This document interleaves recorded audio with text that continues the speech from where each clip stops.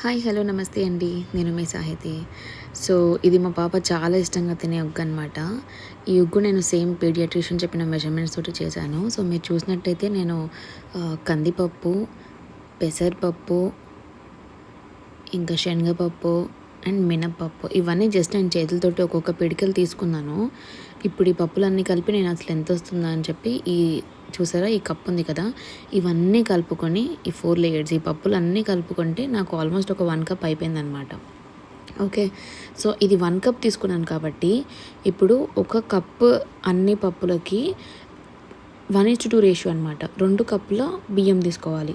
So ఇప్పుడు ఒక cup వేసేసుకున్నాను కదా, ఇంకో కప్ కూడా బియ్యం తీసేసుకున్నాను నేను. సో 1:2 రేషియోలో అలా తీసేసుకోవాలన్నమాట. ఇప్పుడు మనం ఈ బియ్యంని అసలు ఏం లేకుండా కొంచెం చెరిగి మెరుగులు అవేవి ఉన్నాయా అని చెప్పి చూసి అలా క్లీన్గా చేసేసుకోవాలన్నమాట. సో ఇప్పుడు నేను బియ్యం అయితే చేసేసాను. ఇంకా అందులోనే మళ్ళీ పప్పులు కూడా వేసేసుకుంటున్నాను. అందులో కూడా ఏమైనా ఉన్నాయా చెరుగుదామని చెప్పేసి.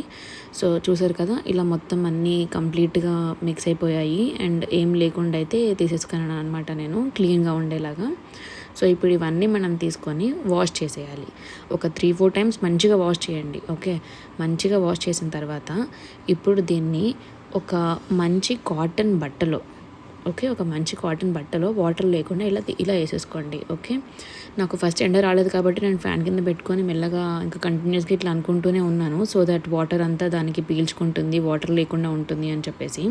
కాసేపు తర్వాత మళ్ళీ ఎండ వచ్చిందని చెప్పి ఇంకెళ్ళి బయట చూసారు కదా ఎండలో పెట్టేశాను. సో ఇలా అప్పుడప్పుడు మధ్యలో వెళ్ళి మనం మొత్తం ఇలా చేస్తూ ఉండాలి. సో దట్ అంత మంచిగా ఎండిపోతుంది అనమాట. ఓకే.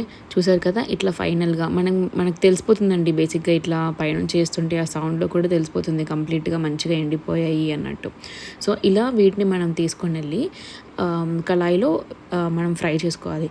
మంట వచ్చేసి చూడొస్తారా, ఇది పెద్దది, ఇది లో ఫ్లేమ్. అటు లో ఫ్లేమ్ కాకుండా ఇటు హై ఫ్లేమ్ కాకుండా మీడియం ఫ్లేమ్లో వేయించుకుంటూ ఉండాలన్నమాట. సో ఇది ఆల్మోస్ట్ అవ్వడానికి ఇంకా చాలా టైం పడుతుంది. అట్లీస్ట్ ఒక 10 మినిట్స్ అయితే పట్టింది నాకు. చూసారు కదా, ఇదంతా నేను ఇట్లా కంటిన్యూస్గా చేసుకుంటానే ఉన్నాను. సో దట్ అంతా ఈవెన్గా స్ప్రెడ్ అవుతుంది, ఈవెన్గా ఒకేలాగా అవుతుంది అని చెప్పి.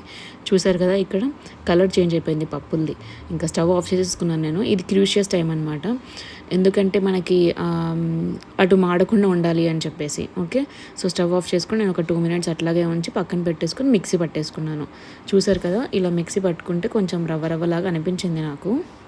సో పాప కోసం కదా పెట్టేది అని చెప్పి నేను దీన్ని జల్లెడ పట్టాను మొత్తం.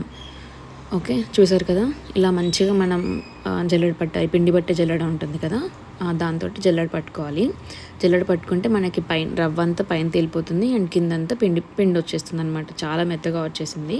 సో చూసారు కదా, పైన రవ్వ చూసారా, మనకు తేడా తెలిసిపోతుంది. పిండి చాలా మెత్తగా అయిపోయింది అండ్ ఆల్సో రవ్వ.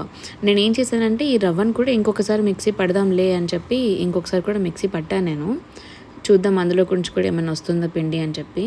సో అందుకు కూడా మిక్సీ పట్టాను. బట్ స్టిల్ కొంచెం రవ్వ అయితే మిగిలిపోయింది. నేనైతే దాన్ని హ్యాపీగా తినేసాను. టేస్ట్ ఉందా లేదా అని, బట్ చాలా టేస్టీ ఉండింది. ఓకే. ఇప్పుడు ఇలా మనం పట్టిన పిండినంతా నేనైతే ఒక గ్లాస్ జార్లో వేసుకున్నాను. మీరు ఏదైనా స్టీల్ డబ్బాలో అయినా వేసేసుకోవచ్చండి. జస్ట్ మనం అది టైట్గా ఉండాలి మూత అని చూసేసుకోవాలంతే. ఓకే. సో నేను ఇలా చేసేసుకున్నాను. సో మీరు చూస్తున్నారు కదా, ఇది వచ్చేసి నాకు ఆల్మోస్ట్ ఒక 10 డేస్ వరకు క్వాంటిటీ సరిపోతుంది పాపకి. నేను డైలీ ట్వైస్ పెడతాను. పెట్టినప్పుడల్లా ఒక 3 చిన్న స్పూన్ తోటి ఒక 3 టేబుల్ స్పూన్స్ దాకా చేస్తాను అనమాట. ఓకే. సో ఇదండి నేను తీసుకున్న మెజర్మెంట్స్ అండ్ తయారు చేసిన విధానం. ఏమైనా క్వశ్చన్స్ ఉంటే కామెంట్ చేయండి. I'll get back to you. Bye.